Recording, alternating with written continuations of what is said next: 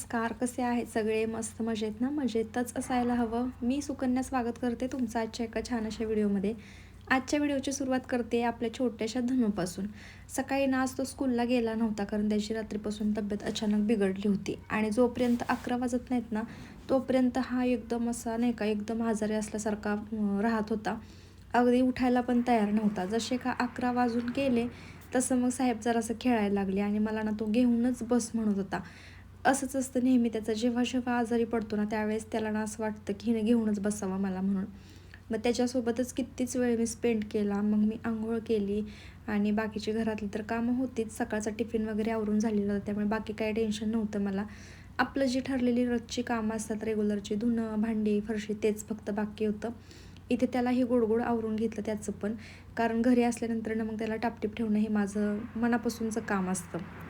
त्याचं आवरलं त्याच्यानंतर मी गेले किचनमध्ये. रात्रीच्या जेवणामध्ये ना मी मस्त वाटाण्यांचा भात बनवला होता आणि तो भात इतका टेस्टी झाला होता ना म्हणून मी विचार केला होता की आज सकाळच्या जेवणामध्ये म्हणजे दुपारच्या जेवणामध्ये मी भातच खाणार म्हणून. आणि सकाळी मी लिमिटेड स्वयंपाक बनवला होता. मला माहीत होतं ना भात शिल्लक आहे म्हणून धनुसाठी एक एक्स्ट्रा चपाती आणि अहोंसाठी 3 असं 5 फक्त चपात्या बनवल्या होत्या आणि धनु स्कूलमधून आला तर खाल्ली तर अशी एक म्हणून 5 बनवल्या होत्या. पण धनुष काय स्कूलला गेलाच नाही कारण उठल्यानंतर त्यानं खूप जास्त वैताग दिला म्हणून म्हटलं नकोच पाठवायला. तर इथे मग मी भात गरम करायला घेतला आणि जेव्हापासून वाटाणे आता बाजारामध्ये आले तर तसे स्वस्तसुद्धा व्हायला लागलेत आणि एकदम फ्रेश भेटत आहेत. म्हणजे का काय माहिती हिवाळ्यामध्ये भाज्या एकदमच फ्रेश भेटतात. आणलेली कोणतीही भाजी खराब होऊन जात नाही. आत्ता जेव्हा मी भोसरीला गेले होते ना त्यावेळेस येताना सासूबाईंनी मला मस्त असं त्यांनी बनवलेलं घरगुती जे लोणचं आहे ना ते दिलं होतं. लास्ट टाईमसुद्धा दिलं होतं पण ते लवकर संपून गेलं कारण अहोनला पण मी टिफिनला देत होते. आणि मग आज मला आठवण झाली आणून म्हणजे किती दिवस झाले येऊन इकडे पण मी अजूनपर्यंत खाल्लंच नव्हतं. आज ते आवडीनं खायला घेतले. म्हटलं भात आहे म्हटल्यानंतर खाऊयात म्हणून. खूप दिवसांनंतर माझ्या हातून एवढा टेस्टी भात झाला होता. जेव्हा मी दाहेरीमध्ये राहायचे ना त्यावेळेस मी एकदा बनवलं होतं ज्यावेळेस माझ्या सासूबाई आल्या होत्या आणि इतका मोकळा आणि इतका मस्त टेस्टी भात झाला होता ना. त्यानंतर मग असा टेस्टी भात एकदा पण नाही झाला. मग अहोंनीच एकदा बनवला होता तो खाल्ला होता मी. पण माझ्या हाताने बनवलेला हा सेकंड टाईम भात इतका खूप मस्त झाला होता. मस्त पोटभर खाऊन घेतला आणि त्याच्यानंतर लागले क्लिनिंगला.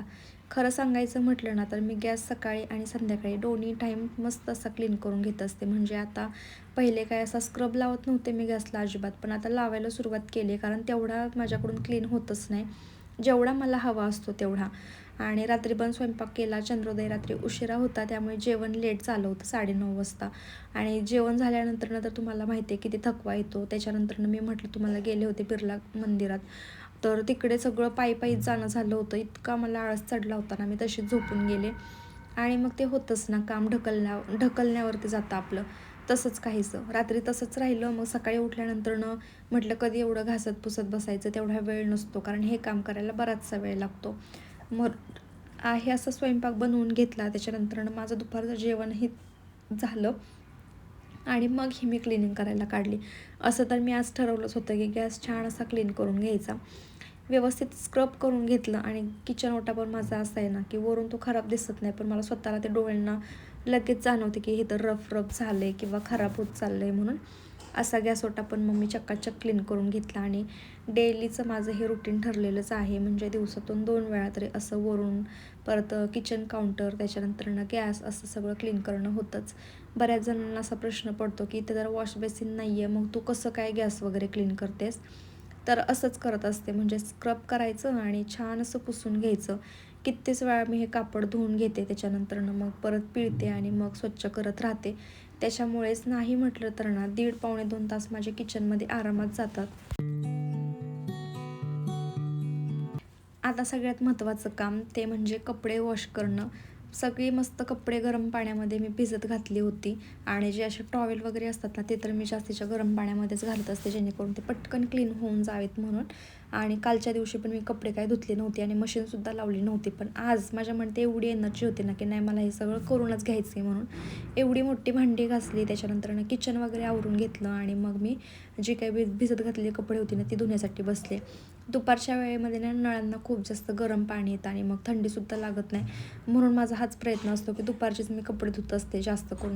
पुण्यामध्ये ना थंडीचं काही लिमिटच राहिलं नाही आहे, पण पुण्यापेक्षा जास्त गावाकडे थंडी असं मला वाटते. कारण जेव्हा मी मागच्या टायमिंगला मम्मीकडे गेलते ना, त्यावेळेस मला असं वाटत होतं की मी मम्मीला म्हणत होते, "मम्मी नाही राहत मी इथं, मी जाते आता." कारण पुण्याला एवढी थंडी नाही आहे. तिकडून आल्यानंतर ना फक्त 2च दिवसमध्ये असे निवांत गेले ना आणि नंतर परत एवढी भयानक थंडी वाढली ना की काय सांगायलाच नको. आधीच माझं आणि थंडीचं खूप जास्त वाकडं आहे. पण काय करणार आता, जसं ऋतू आहे तसं तर आपल्याला राहावंच लागतं ना. दिवसभर जरी स्वेटर घालून बसलं ना तरी पण थंडी काही अंगामधली जातच नाही. सगळे कपडे छानसे सुकायला टाकले आणि कपडे ही एक अशी गोष्ट आहे ना, म्हणजे धुणं म्हणायला काही हरकत नाही. कपडे जर धुवायची राहिली असतील ना, तर बाकीची सगळी कामं झाली तरी पण काम झाल्यासारखं वाटत नाही. पण उलट जर कपडे धुवून टाकले ना, तर सगळंच काम झाल्यासारखं वाटतं. मग भांडी जरी घासायची राहिली असली ना, तरी पण असं मनामध्ये येत नाही की आपलं काम राहिले काहीतरी म्हणून. असं काहीसं असतं. काल दिवसभर मला तेच मनामध्ये येत होतं, कारण कपडे धुवायची राहिली होती. आता आज सगळंच धुवून म्हणजे सगळंच काम झाल्यासारखं वाटत होतं. पण किचनमध्ये गेल्यानंतर मी बघितलं की सगळं आवरलं चकाचक, पण पिठाची पिशवी तर नेमकी वरच दिसते म्हणून. आणि माझ्या मनामध्ये सतत हेच सुरू होतं की जो पिठाचा डबा आहे ना बाजरीचा, ते आपण छान वॉश करून ठेवलेला आहे. तिथे काय वॉश वगैरे करायची गरज नाही. मला डायरेक्टली पीठ भरायचे, कारण एकदम कमी दिवसांमध्ये ना बाजरीचं पीठ संपून गेलं होतं. कारण एवढ्या 8-15 दिवसामध्ये आमच्या घरामध्ये कंटिन्यू पाहुणे होते त्याच्यामुळे. आणि पण बघितलं मी जेव्हा डबा भरताना, तर सगळं ते बाहेरनं शिंतोडे वगैरे उडले होते पिठाचे. त्याच्यामुळे म्हटलं की नकोच असं ठेवायला, कारण आता 8-10 दिवस तरी पिठाचा डबा काही रिकामा होणारच नाही आहे. आणि मग तेच समोर राहतं आपल्या, खराब झाले म्हणून म्हटलं की 5 मिनटं किंवा 10 मिनटं माझा एक्स्ट्राचा वेळ जाईल, पण सगळं चकाचकच होऊन जाईल. पिठाचे डबे आता मी समोरचा जो बॉक्स दिसतो ना तिथे ठेवायचे, पण तिथं बऱ्याचशा वस्तू परत ठेवल्या. त्याच्यामुळे मग पिठाचे डबे जे गॅस सिलेंडरची टाकी असते ना आपण यूज करतो, त्याच्या पुढेच ठेवून दिलेत मी. माझं किचन इतकं ऑर्गनाईज आहे ना, मला खरंच म्हणजे मनापासून वाटते की किचन टूर फक्त किंवा होम टूर मला शेअर करायची आहे. पण ना काय झालं आहे, बेडरूममधलं सध्याचं बेड आणि कपाट थोडीशी हालत बेकार झाली आहे. वरून दिसायला सगळं छान आहे बरं का. पण अहोंचं पण म्हणणं येते की जोपर्यंत बेडरूम सेट होत नाही तोपर्यंत तो काही शूट करू नको. पण बघू, जर मला जमलं ना, आणि थोडंसं मला कन्फ्युजन पण आहे की मला शूटिंग करणं जमेल की नाही व्यवस्थित म्हणून, किंवा हे करतील मी समोर बोलेल ते जमेल का नाही असं वाटते मला, म्हणून मी थोडंसं थांबवले. पण ठीक आहे, मी विचार करून ना नक्कीच तुमच्यासोबत असे वेगवेगळे व्हिडिओ पोस्ट करण्याचा प्रयत्न करेन. आणि मनापासून तुम्हाला एक विचारायचं आहे, म्हणजे तुम्हाला कोणत्या प्रकारचे व्हिडिओ बघायला जास्त आवडतात? खरं सांगायचं म्हणलं ना, तर मी बाकीच्यांचे पण व्हिडिओ बघते बरं का, जेव्हा मला वेळ भेटेल तेव्हा, किंवा नाही ज्यावेळेस ते पोस्ट करतात ना त्यावेळेस पण बघत असते. तर त्याच्यामध्ये ना एकच त्या बरेच ताईंची कमेंट असते की डेली व्लॉगच शेअर करत जा, म्हणून पण माझा हा प्रयत्न असतो की चला आपण सगळ्यांना जर हे आवडत असेल तर हे शूट करायला काय हरकत आहे म्हणून, नाही का.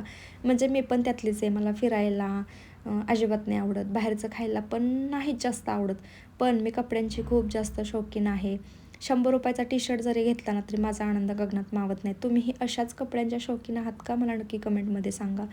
घर सांभाळणं, मुलाला सांभाळणं, अहोंचं बघणं आणि घरात सगळ्या वस्तू नीटनेटक्या ठेवणं हेच मला खूप जास्त आवडतं, अगदी बाहेर फिरण्यापेक्षा. आपण काय हो, बाहेर फिरायला गेलो तर भरपूर पैसेच घालवतो. त्याच्याशिवाय काय करतो, म्हणजे बाहेर जायचं, सकाळच्या नाश्त्यापासून ते संध्याकाळच्या जेवणापर्यंत बाहेरच करायचं. हा जेवणाचा खर्च वेगळा असतो, सोबतच जो फिरतोय आपण जिकडे तिकडे त्याच्यासाठी पण पैसा आपण वेगळा घालवतो. म्हणून मी माझ्या अहोंना नेहमीच म्हणत असते की चला जाऊ देत, मला फिरायला घेऊन जाण्यापेक्षा ना तुम्ही छानसा ड्रेस घेऊन द्या म्हणून. पण त्यांना ही गोष्ट अजिबात ॲग्री होत नाही, कारण त्यांचं म्हणणं असतं की फिरून जगायचं म्हणून, म्हणजे बाहेरच्या गोष्टीत पण जरासा आनंद घेत जा, सारखेच काही कपडे आणि ते किचनमधलं सामान घेत बसतेस म्हणून. पण ज्या मला मनापासून गोष्टी आवडतात ना त्याच मी नेहमी करत असते. पण चला, तुम्हाला काय वाटतंय ना माझ्या व्लॉगिंगबद्दल, म्हणजे तुम्हाला कशा रिलेटेड व्हिडिओ बघायला आवडतील ना ते मला कमेंट करून सांगायला अजिबात विसरू नका. आता मी तुम्हाला एक छानसं प्रोडक्ट शेअर करते आहे, ते म्हणजे आहे ऑइल बॉटलचं.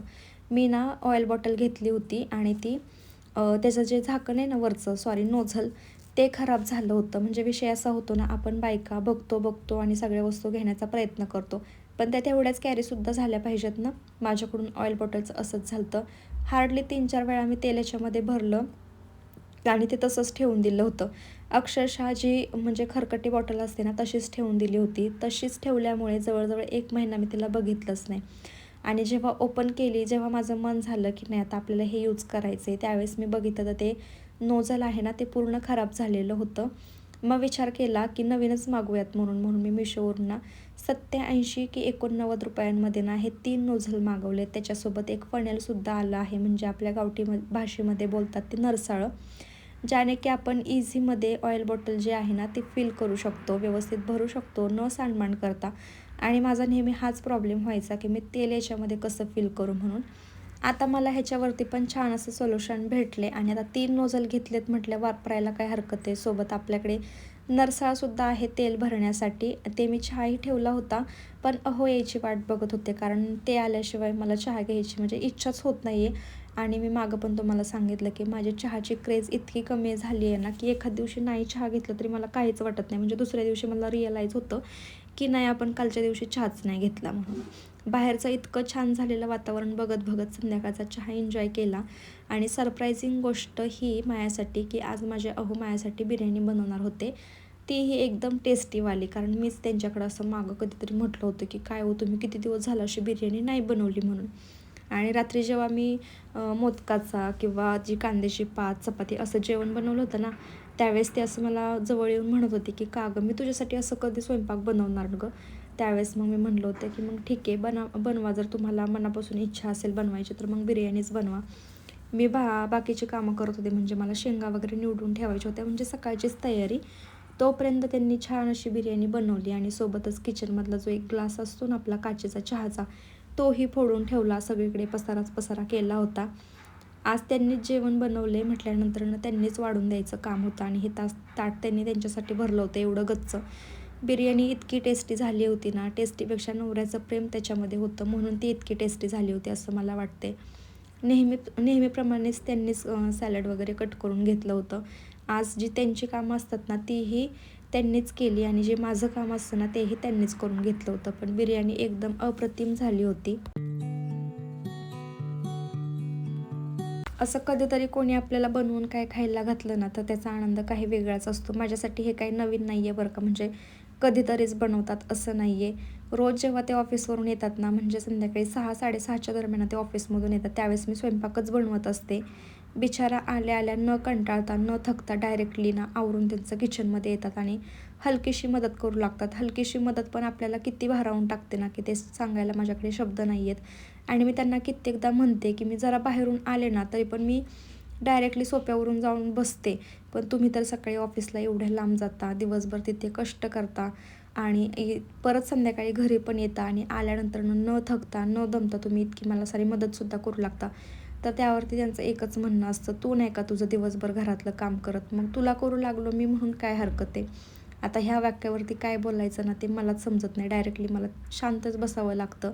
म्हणजे एवढा समजूतदारपणा एखाद्या व्यक्तीमध्ये कसा असू शकतो ना, मी नेहमीच विचार करत असते. इथे त्यांनी जेवण बनवलं खरं, पण सगळा पसारा आहे असाच होता. त्यांना सवय आहे उचलून वगैरे ठेवायचं, पण आज काय ते पण थोडेसे गडबडीमध्ये होते आणि मीही किचनमध्ये गेले नव्हते. म्हणून मग मी सगळं पटापट आवरून घेतलं आणि भांडी काही क्लीन नाहीत केली. फक्त म्हटलं की टिफिन छानसं वॉश करूयात, कारण हा ग्लास तर आहे तसंच भांड्यामध्ये ठेवायला नको, क्लीन करून ठेवूयात. सकाळ पण छान असा सुकेल तो, म्हणजे सकाळी टिफिन वगैरे द्यायला इझी जाईल. तर असं काहीसं आवरून घेतलं आणि दिवसाचा शेवट केला. चला तर मग व्हिडिओचा शेवटसुद्धा इथंच करते. आवडला असेल तर नक्की व्हिडिओला लाईक करा. चॅनलवरती नवीन असाल तर सबस्क्राईब करायला सुद्धा विसरू नका. भेटूयात आपण उद्याच्या